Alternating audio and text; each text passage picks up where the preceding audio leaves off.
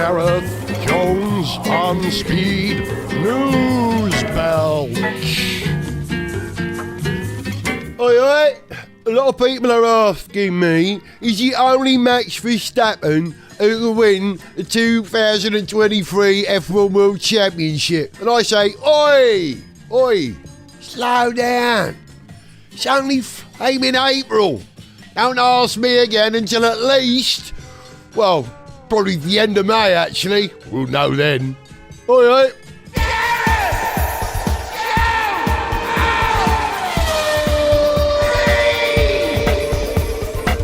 Hello, welcome to Gareth Jones on Speed. Welcome, please, Zog. Hello. And welcome back, Sarah Lynch.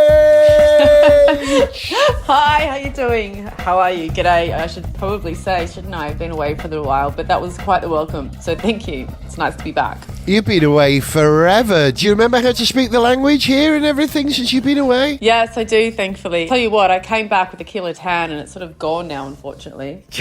Envious. Starting the year with a tan, because you're the kind of person who needs at least 2 summers a year. So you get one in Britain and one in the Antipodes, you lucky so-and-so. How was it? Yeah, it was really good. I just wanted to see my family and, just go home and, exactly. Enjoy a bit of summer, the sun and the sea and the ocean. And, it was great. So definitely a good refresh. And you got back for the Australian Grand Prix? Well, I got back probably before the Saudi Grand Prix too. So I've managed to sort of get them while I've been here. But yes, it's a bit weird now that the Australian Grand Prix isn't the opener of the season, but it looks great, didn't it? Yeah, it was jam-packed. It was record-breaking attendance again, as we seem to be getting for every F1 race. Zog, did you enjoy the Australian Grand Prix? I did, yeah. Great event. Certainly had plenty of drama this weekend. Oh, yeah. A few things to keep us interested in qualifying as well. For all the problems that there might have been, which I guess we might get into shortly, there was some real chaos and confusion, and some of it dragged on for a bit.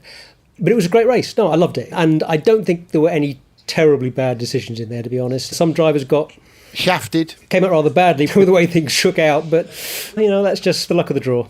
It was, I think, the first F1 race in history with 3 red flags. I think that's right.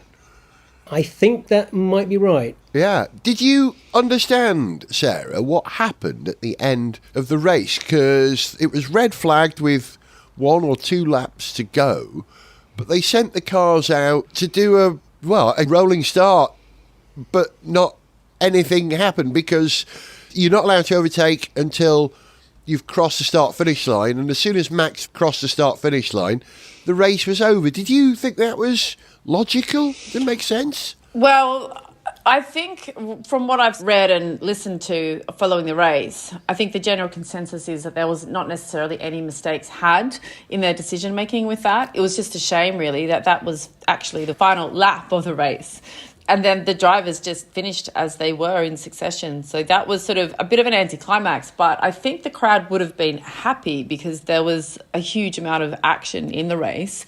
And it was sort of likened to the Abu Dhabi Grand Prix, the finale. Yeah. So, to have those 3 starts in a race, it does cause a lot of controversy and a lot of anger from some of the drivers. I've got here, Sunday's Grand Prix was stopped 3 times. Only the 5th time this has happened in 36 years. Okay. And on none of the occasions was there an unanimity.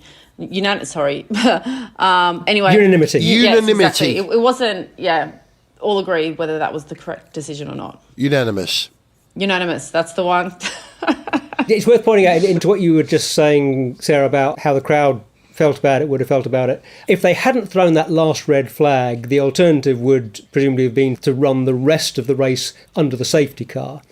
Now, if that had happened, there wouldn't have been any more racing, no more overtaking, so we'd have had exactly the same procession at the end. And I think the crowd realised that. But whatever the reason was, it seemed to me that there didn't seem to be any discontent in the crowd with the way that race ended. I think they'd had their fill of excitement and drama, and they seemed to be applauding. And I didn't get the sense that there was an unhappy crowd at the end of that race at all. I was unhappy. I called the red flags every time that a car spun off. The first thing I said, they'll red flag it, I said to Tycho here, and I was right on every occasion.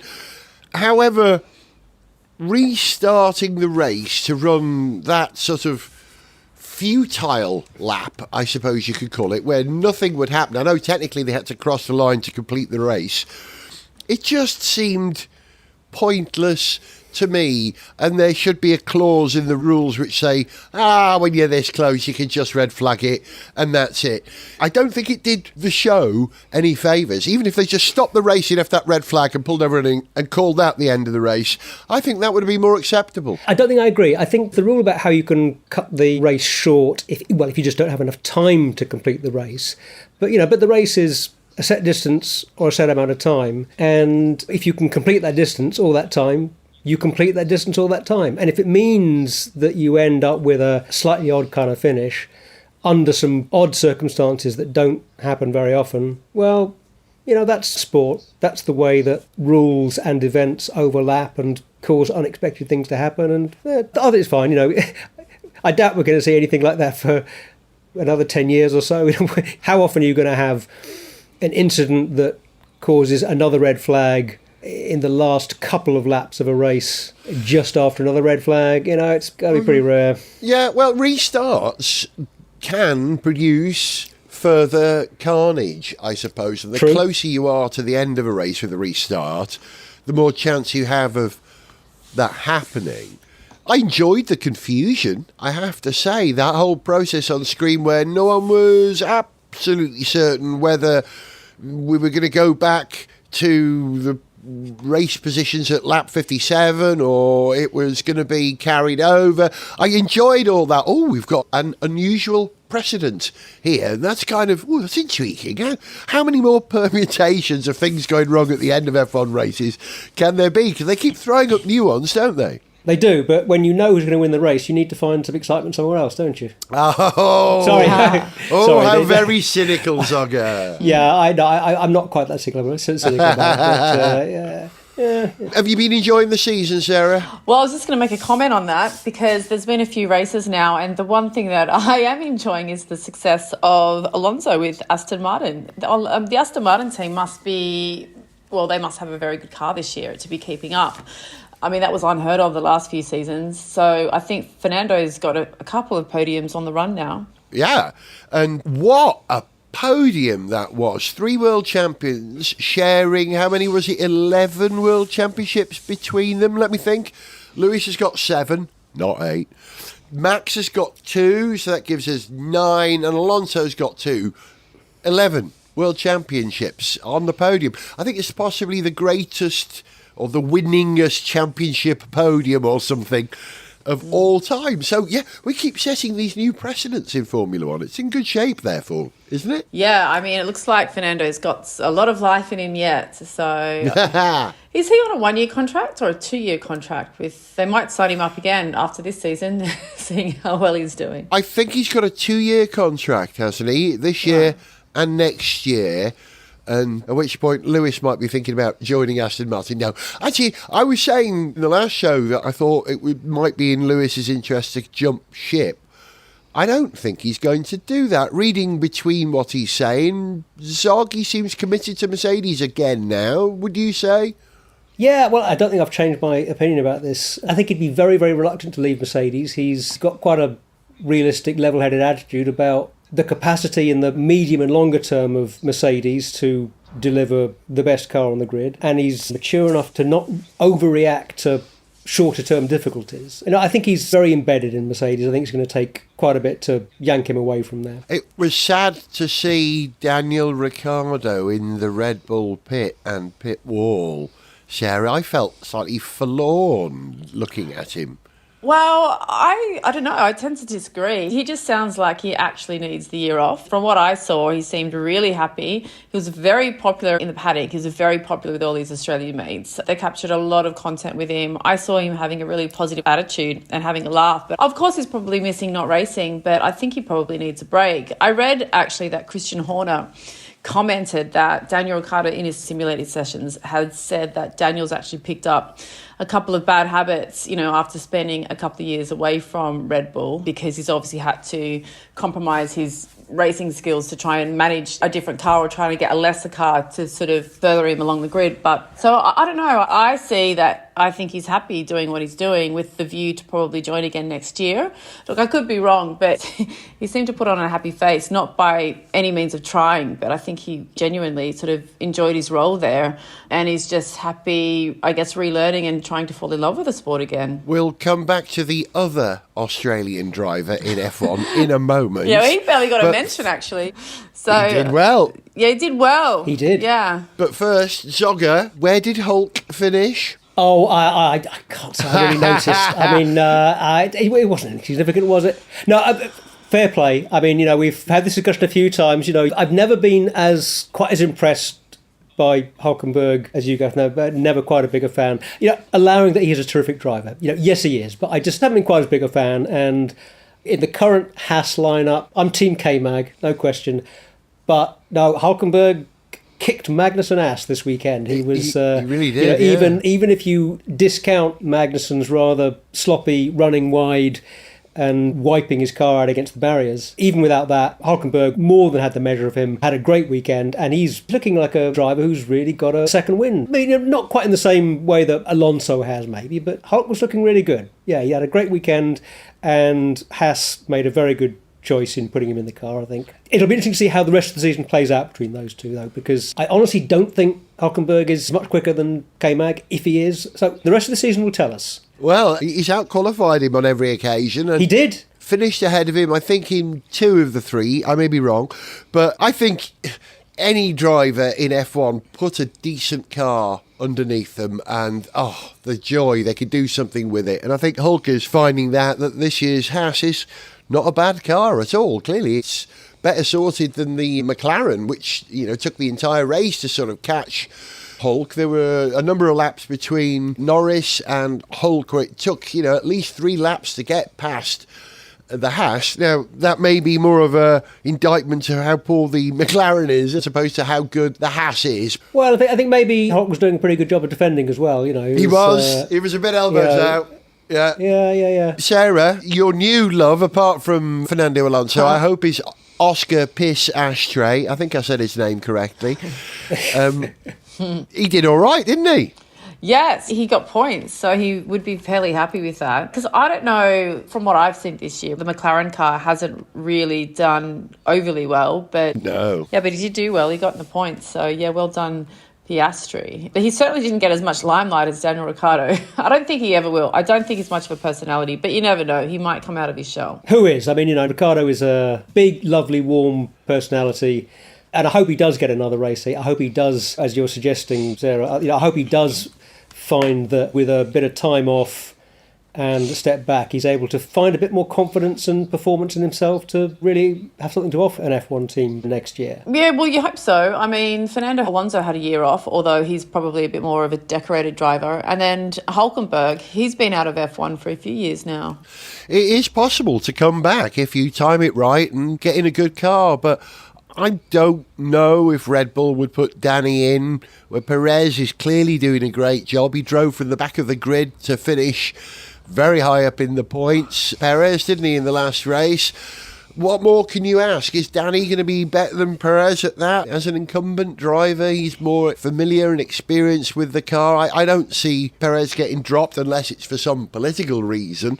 If Max and Perez fall out at some point during the season, which I wouldn't rule out, but I don't see Danny coming back. George almost outperformed Lewis again this weekend. He was second on the grid for the start of the race and initially got ahead of Max.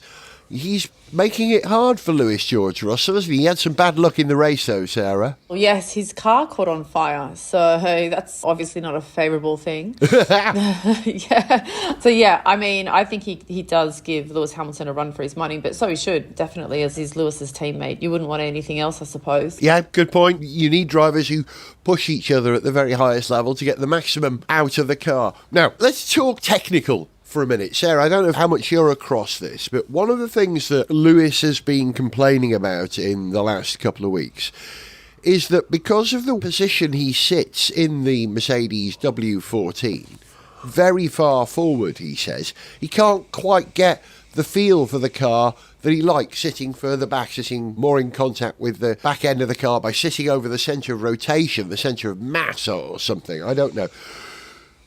But I was discussing this with Zog earlier this week. Just how much further forward, in truth, is Lewis really sitting? Because there is a limit on where drivers can sit in a car because their feet must not extend beyond the front axle.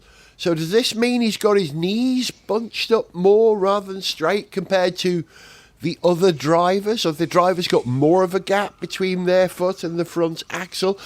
Do you think Lewis is clutching at straws, desperate to identify anything that might be slowing him down, Zog? I don't know. I suspect that part of the picture here could be that because of the very high G-forces involved in cornering, for example, it might only take a relatively small shift in the driver's position for it to make a perceptible difference from the driver's perspective. You really don't have to move them very much before they will feel the difference in the way the car is rotating, how it's feeling in their inner ear. I suspect that is part of what's going on, that he's just used to a different sensation there, and that relatively small change is making it feel different, and that's unsettling him. I suspect that's what's going on, but that's not knowing any more specifics of the car than you, Gareth. I kind of understand, and I say kind with stress over it, what Lewis is alluding to, because I remember the first time I ever drove an MGTF replica. So this is an MG sporting roadster, I should say, from the 1950s. And in that car, rather like a Caterham 7 or a Morgan, you sit what feels like right over the back axle. And I'd always driven cars where you sit in the front, a four-seater car, until that point. And it gave me a whole different perspective on what it's like to drive a car from a further back position. And maybe so, because of what you say, because of the forces is more extreme, and these guys are more attuned to their cars. They really are an extension of the car, or the car is an extension of the driver. Maybe it is that allows Lewis to register even those small differences. Yeah, who knows? I mean, he's obviously not happy with the car. Maybe he's grasping at straws a little bit to find something that he can get a handle on and understand, and therefore have a bit more confidence in the car. But maybe he has absolutely put his finger on it. If he has put his finger on it, I'd be surprised if they hadn't anticipated this sort of problem, though. But race car design is a complicated business, more complicated when you have to factor in the people, the driver. Yeah, hey, and there have been some complicated people involved in Formula One over the years. Did you read recently that this week Rocket, who are sponsors of the Williams team, are taking Williams to court on the basis that Williams lied about their performance targets as part of their sponsorship deal. I think this is Rocket trying it on here. I cannot see them getting away with this, because they had to settle, didn't they, where Rocket owed Williams an absolute fortune. I think they've got most of it. They owe quite a few sporting organisations and teams quite a bit of money, and are being taken to court by, I think, a couple of American football teams. Wow. Oh. Franchises over sponsorship money that was allegedly not paid. So I guess Rocket are countersuing. I haven't followed the details of it, but that's what I gather is happening. I'm hoping I'm right on this one. I think I'm going to be right. I don't think they've got a leg to stand on. I think they entered into that as an agreement in good faith on both parties. But hey, I'm no F1 legal judge. You probably noticed. Well, and if we're talking about F1-related court cases, the other headline that just recently caught my eye was Felipe Massa possibly going to court. You know about this, Sarah? No, I don't actually. Oh, this is... Breaking news today. Yeah. Oh, really? Yeah. Okay. Yeah, Felipe Massa planning to take court action over the 2008 World Championship, in which Nelson Piquet Jr. crashed at Singapore, yada, yada, yada. At the end of the season, Lewis Hamilton narrowly won the championship over Felipe Massa. Famously, at the very last minute, for a few seconds at the end of the race, Massa had maybe won the championship, but then an overtaking move further back down the field gave the championship to Lewis. Felipe Massa is planning to go to court, claiming that Crashgate cost him the championship. And the trigger for this apparently has been Bernie Ecclestone's admission in a recent documentary that he and Max Mosley knew at the time that what had happened. They knew that it wasn't an accidental crash, it was a deliberate crash. They kept the lid on it in order not to damage the reputation of the sport, and so that will be the basis for Massa's challenge. I think it's going to be a pretty big reach to try and get a world championship from over a decade ago overturned, particularly when the link between the event and the actual outcome of the championship is minimal. I think Massa was out of the points in that Singapore race, in fact, so it will be going back too far, and the sporting regulations about the championship being settled at the end of the year, I think, will just take precedence. You know, he's obviously still a bit unhappy about it, but I think he just has to suck it up. Yeah, I think he's taken bad legal advice, unfortunately. Lawyers will always say, oh yeah, you've got a chance here, mate. Yeah, he'll pay us 8 million quid and we'll get it for you. No, ain't going to happen. Did lawyers sound like that? Not in my experience. Sarah, it's lovely to see you back and lovely to see you looking tanned, really. We can see your tanned shoulders. It was a lot better a few weeks ago, but I'll take that. But we have to say goodbye to you and hello to the other person who's just joined this call. Hello, Alex Goy. Hello. Do you want to welcome Sarah back to this country, Alex? I know. Hi. Thank you for welcoming me back. How are you doing? I'm good. I'm tired, but other than that, good. Uh-oh. Well, we're sending the wrong one to rest. Sarah, you can go and put your feet up now and apply some sun lotion or whatever it is you need to do. All right. Well, the sun's out today, so... I feel like I should sing the song, Sarah's back, Sarah's back. Not F1's back, Sarah's back. Yeah, but for that's it. Sarah, all right, say I'll goodbye. see you later. Okay, bye. Yep. Bye. Enjoy. Bye. Alex, we'll talk to you in just a second.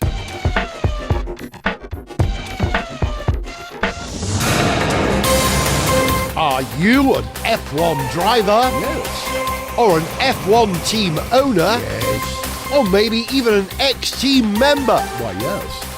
Have you suffered an injustice in your F1 career? Then let F1legal.com help you make your claim. F1legal.com, established with the expertise of Flavio Briatore. And as Flavio himself says about every case not about the money, no, it's about the justice, doing what is right, and girls wearing Benetton jumpers, maybe some sexy time, maybe.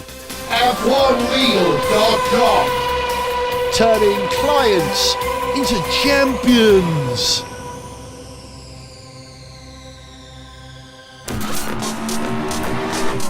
Gareth Jones on speed! This is Gareth Jones on speed, and joining us, like I said before that short break, is Alex Goy. Alex, you had a good week? I've had a very lovely week of doing lots of things and being very busy, and I am fresh from Caffeine and Machine, from my monthly mental health evening. I spent the evening chatting with former England rugby captain and really lovely man, Matt Dawson. Excellent. I have very little to comment on that because I know so very little, even as a Welshman, about rugby. I know very little on that. You didn't talk cars with him, you talked mental health. No, we talk mental health and a bit about his life, a bit about what it's like to represent your country, what it's like to manage essentially a team of alpha males being alpha males. Nasty. And, well, because that's part of the job. And when you think about a rugby player, they're not shy and retiring types. They're massive people who want to hurl themselves at other people while chasing our egg. So, and at that level of sport, it's quite a serious proposition. So, he was a fascinating chap, fascinating man, and there was some beer afterwards, so I'm a little bit fluffy today. Oh, that's not like you, I have to say. A little bit wine-tired. Did either of you spot that Ford launched a new Explorer in the last couple of weeks and things seem to be changing for Europe now in Ford?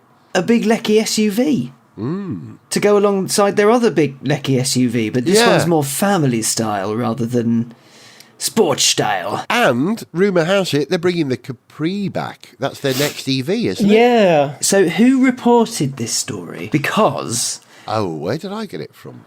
I saw it on Auto Express, and I think I saw it on Autocar as well. And if those of us of a certain age who used to buy car magazines religiously every week to check the news and to see what was going on before the internet, you remember Autocar and Auto Express was always Baby Jag, new Capri, Baby Jag, new Capri. Then, admittedly, the Baby Jag eventually came out in the form of the XE. The new Capri has yet to appear, so I think it might be a little bit of new Capri, go on, do it. I mean, they brought the Puma back in the form of a lifted Fiesta, which is a mega little car. It does exactly what it should have done. But new Capri! I'm holding out for the return of the Ford Anglia. Wouldn't that be great? Harry Potter fans all over the world will buy them in their droves. There's a flying Anglia in Harry Potter, isn't there? Mm-hmm. You can sit in it at Harry Potter World, apparently. Well, they could bring back the Popular Plus. They could bring back the classic Capri, the Corsair. I always thought a good name for a new Ford would be the Ford Consort, because it sort of evokes consul and escort without being either of them. And it would be very popular on, say, French Regency royal fleets. A consort to the Dauphin. Very nice. Very good. Something to the dolphin. A consort. To the dolphin. To the Dauphin, which was the king in waiting, the child king. Sorry, I thought Dauphin. Oh, Delphine, isn't it? Oh, it's German. No, Dauphin. Dauphin. Dauphin. Right. I always thought that meant dolphin. It shows you what I know about language. The Italian for dolphin is Delfino.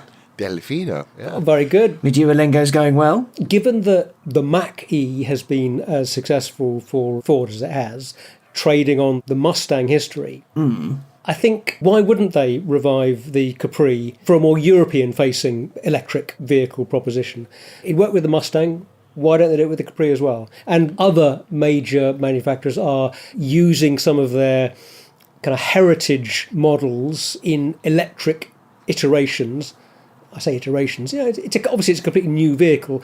They're slapping that name on it because the name means something to the market, and an electric Mini is going to be appealing, of course, because you like Minis. Yeah. And an electric Capri will be appealing because you like Capris. I've just found the Auto Express story that popped up last week on the 29th, and it says, very, very quick things, we've got the all-electric Explorer, the Broncos in the US, all these names. A Ford spokesman told Auto Express, "We don't comment on future products, but Ford is on a mission to make electric iconic." What does that mean? This follows on from company exterior design manager telling us the launch of the Explorer will be expanding on other iconic names. I know what they mean by that. They're going to bring back a car that's an electric Escort, and they're going to call it the E-Scort, aren't they? Oh, that'd be good. That's pretty good. They could have had E-Explorer, E-Scape, and... Or the Galaxy E, with two capital E's at the end. That would work, wouldn't it? Yeah, that would work. Okay, Yeah. Hey, I think we've exhausted that. So, we welcome old brands returning. And, Alex, you've been driving... Cars, yes. Not horses. Can you be more specific, around Alex? the bend. Maybe... You've been driving some cars. a new car...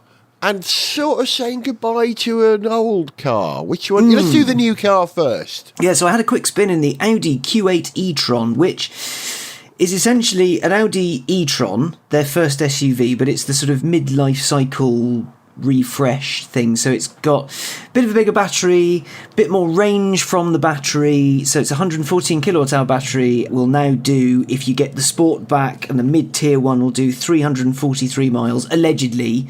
I will say that, that requires, I think it's a little over 3 miles per kilowatt hour of efficiency. When I drove it, I was lucky to get 2.5. Yeah. Admittedly, it was mixed driving. I was being a bit of a knob. I was on country roads, but a bit of dual carriageway, bit of town, bit of city. So in lab conditions, it'll do it. But it's much like MPG when manufacturers said, it'll do 80 MPG, and people were surprised that they were lead-footing it and did 12. Yeah. It's all driving style. Depending on which one you get, you can get an SQ8, which comes with loads of power, which will do 0 to 62 in 4.5 seconds, or you can get a 50, which has a smaller 95 kilowatt hour battery, or the 55, and the SQ8 get the 114 kilowatt hour battery. It's debuted the company's new grille and the new logo, which is a flat 4 rings, which is kind of cool, very elegant and stylised. And they're black rather than shiny chrome. The new grille's pretty cool. It's got some active functionality on it, so it'll open and close depending on what the car needs, cooling-wise and airflow-wise. Lots of hidden aero to try and make it as slippery as possible, despite the fact it's, massive. Charging-wise, if you get the right charger, 10 to 80% in less than 30 minutes, which is about standard for a big EV now with fancy architecture in it. It's got those virtual wing mirrors, so cameras for wing mirrors, which are a great idea in theory. We've had this conversation. I had them on the e-tron Sportback, whatever it was, I forget. Would probably be on the pre-Q8 e-tron Sportback. Yeah, which were okay, but you tend to look in the wrong place for them. You end up looking at the camera, and then when you do adjust your sight to go down to the little screen that's just perched inside the door, when you normally look in a mirror, if you move your head slightly, you can see differently. But with those cameras, you can't.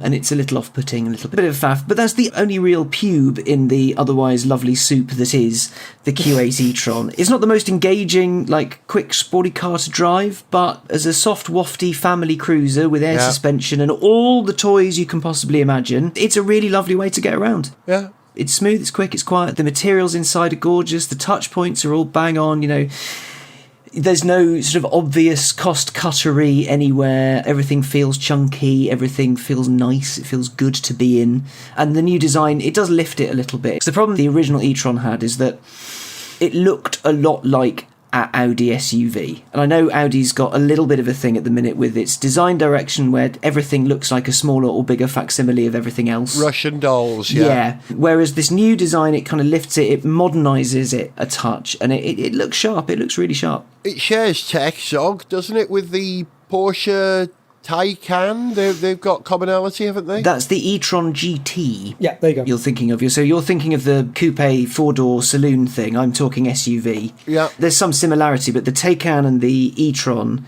GT are the same platform. Right. Which is cool.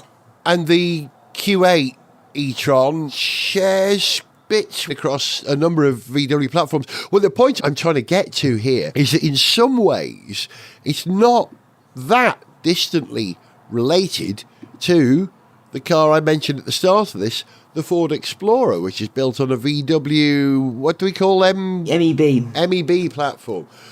And that was all created as a adaptable platform that could be used across all VW electric cars, and now Ford are using it as well as part of their deal. So, man, we're getting terrifying convergence with the Ford Explorer and the Audi Q8 Quattro e-tron thing are related. Who could have predicted that? It's cool, though. It's an exciting time if you want a massive electric EV.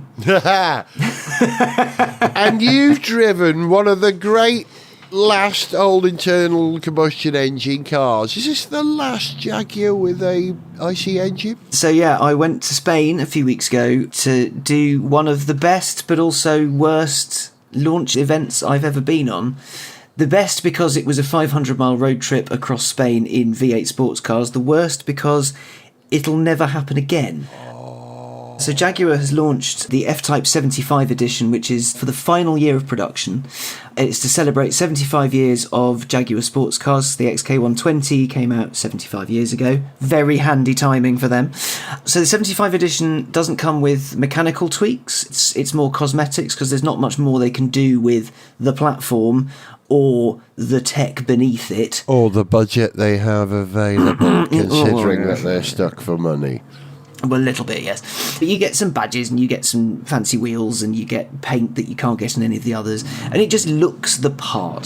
So yeah, the F-Type is coming to an end. It will be the final internal combustion engine powered Jaguar sports car, which Jag is obviously very sad about. The 75 edition comes either as a P450, which is a supercharged V8 with 450 horsepower. You can have that as rear drive or all-wheel drive. Or it'll come on the R, which is a 575 horsepower all-wheel drive Anger box. What year did the F-Type come out? When was it launched? I went on the Cabriolet launch in 2013. So it's 10 years. And they made huge predictions for how this car was going to steal purchases from Porsche, mainly. They hoped that would happen. While I was writing the thing What I Did Right, available on GQ right now, listeners, I talked with both Ian Callum and David Gandy off of Being a Model. And the point that David Gandy raised was that for some people, because it was being sold alongside a boring saloon and kind of a tiny SUVs and things like that, it made it seem not special enough. Right. Because the Porsche was a special car because it's a Porsche, whereas you can get a 5-litre V8 F-Type, or you can have a 2-litre diesel XE. Yeah. I see Great. the problem. Yeah. Yeah. Whereas Ian Callum argued that just made it attainable.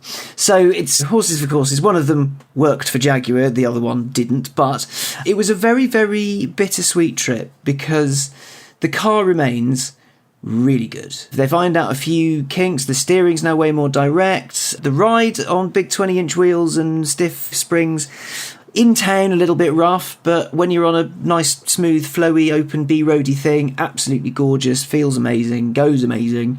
The noise that those V8s kick out, good lord. I mean, they've been slightly throttled back for emissions reasons, so they're not as burbly as they used to be. The original F-Type R, which was 2014, came out with the coupe. It had this big snap, crackle, pop thing going on. It was very exciting. And a switch that you could turn off the butterfly in the manifold to allow it to make even more noise. You can still do that, but yeah, it's not quite as visceral, but still when you're, shall we say, making progress, it's quite quick. It's very quick and it's very sonorous and it's very exciting. 178, something stupid like that, isn't it? Fun side of 180 for the R. Blimey. Lovely. So the interesting thing is the current F-Type R has the same power as the previous F-Type SVR. Oh, right. But the F-Type SVR, I think, had different aero tweaks and different things done to it, so that could do 201 miles an hour. Which was a bit naughty. Zog, I drove an F-Type R all-wheel drive many, many years ago, and it was every bit as satisfying an experience as driving that 718 Cayman. Is that the number of the Cayman? Not the Cayman, the Boxster. That's right. Yeah, the Boxster, the 718 Cayman Boxster thing that came out with 2 litre and 2.5, and they just sounded rubbish, and Porsche's gone, oh, really sorry. Both phenomenal cars. Will the market, in your opinion, Zog, miss the F-Type, or have people started to give up on Jaguar now, emotionally perhaps? A relatively small sector will definitely miss the F-Type, and I think we are all adjusting to the reality of the end of the internal combustion engine era, and we're adjusting to the changes that brings. And so a lot of beloved names and models will move on, will pass on. And yeah, it will be missed, but not all that much. I mean, it's been a good late period Jaguar shout, I think, but it hasn't been iconic enough to leave a huge hole in our collective hearts, I think. But we'll miss it. No, I think it's one of those cars that was sort of a very deliberate choice if you bought one, because the obvious choice, say you find yourself with 70-odd thousand pounds and you want to buy a sports car. All the time to me. Keeps happening. It's so awkward. But you find yourself with that amount of money. Do you go for the Jag that has, perhaps fairly, perhaps unfairly, a reputation for reliability issues, or do you go with the car that's been refined for nearly 60 years? You go with the Porsche. It was that much of a decision, because in that bit of the market, the car either needs to be really special or it needs to be a 911. Yeah, no, I think you sum it up nicely. It's the same problem Lotus had with the Evora. It's the same problem Alfa had with the 4C. It's the same problem kind of that Alpine has, is that it's a very good car, but it's not a Porsche. It's not the equivalent Porsche. It's not a Cayman. It's not a Boxster. It's not a 911. You have to really want to go for it, and you have to really want that in your life, which enough people did. Like, enough people did to keep it going as long as it has been kept going, but not enough to make it kind of one of those, oh, wow, that guy's got an F-Type, it's great. That said, when you do see one, oh, they do look good. They're beautiful. They do look good. Yeah. Callum knows what he's doing, for sure. you know. Oh, for sure. What are Jaguar Land Rover's plans for both Land Rover and Jaguar as brands now. Are they going to give up on Jaguar as a rival to BMW with saloons, which is what they were trying to do? And are they going to pitch Jaguar closer to Aston Martin, stratospheric now? The plan as we know it for Jaguar is in 2024, the all-electric reinvention will be revealed. That is all they will say. There's no hints, there's no tips, there's no tricks. I don't know anyone who's seen a model of the new car. I don't know anything about it. I went to the launch of their Formula E car last year, and all they were saying is electrification is a part of our future. Jaguar is going to be kicking ass on the track, and we're going to match that on the road in 2024. Everyone from Jaguar I spoke to on this launch, what can you tell us? And they're like, nothing. We're not allowed to say anything about Jaguar at all until next year. It's a bold choice because it means it just looks like Jaguar's running the clock out on its current models. You know, XE, XF, F-Pace, E-Pace, I-Pace, and F-Type.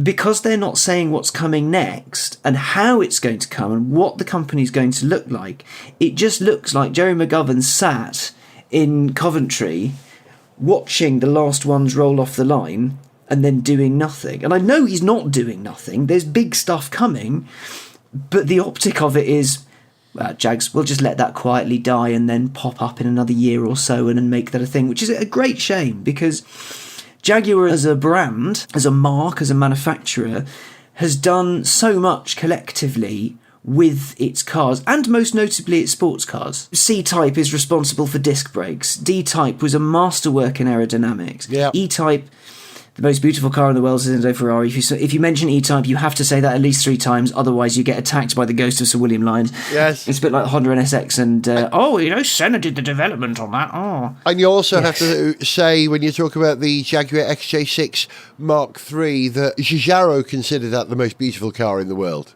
I didn't know that. Yeah, high praise. Yeah, important. But yeah, it's a shame to see them appear to squander what they have. But the flip side of that is we know something's coming. And Land Rover, Range Rover, all kicking ass. We know there's EVs coming. They've talked about PHEV. They've talked about electrification. That brand's journey is set in stone. It's big. It's luxury. It's lifestyle. It's elegance. It's less mud plugging for the sake of going up a mountain. It's, I'm going to go up the mountain I own to my chalet at the top, where I will meet my helicopter to fly to the other chalet. But that's what Land Rover's about now. And that's cool. Finally, Jaguar and Land Rover aren't going to separate. They're not going to hive off Jaguar because there was some possibility that could happen at some point recently. I honestly don't know. I think it's the perfect brand, a bit like Rolls-Royce. It's the perfect brand to suit electrification and to perhaps be used as a canary for tech and ideas that would then be fed into the more successful, I mean, obviously more successful, more visible Land Rover, and the Range Rover being the flagship of that particular stable. So I think selling it would be a silly idea, and ditching it would be a silly idea. I just really hope that the announcement in 2024 is going to be something really big and exciting, not an XE with batteries in the floor. Let's hope so. Yeah, I mean, I would be delighted if it was an electric C-Type, but That'd be great, wouldn't it? if only. It's not going to be that, but we can dream. I'm going to go with an electric XK120. I think that would do it, wouldn't it? Oh, that would be nice. Yeah, that'd be all right. Yeah. I mean, I know companies that can do them. Lunaz did an electric Jaguar XK120. I drove it. It was really good. Lovely. The trouble is, they'd have to call it the XKE. Oh. I'm going to leave it there. Alex, say goodbye. Bye. Zog, say goodbye. Goodbye. And I'm going to say bye. I'm sorry. Get out. For information on how to contact the show, see pictures, get song lyrics, follow us on Twitter, find our Facebook fan page, or to sponsor the show, go to garethjones.tv. Gareth Jones on Speed is made in London by Whiz Bang.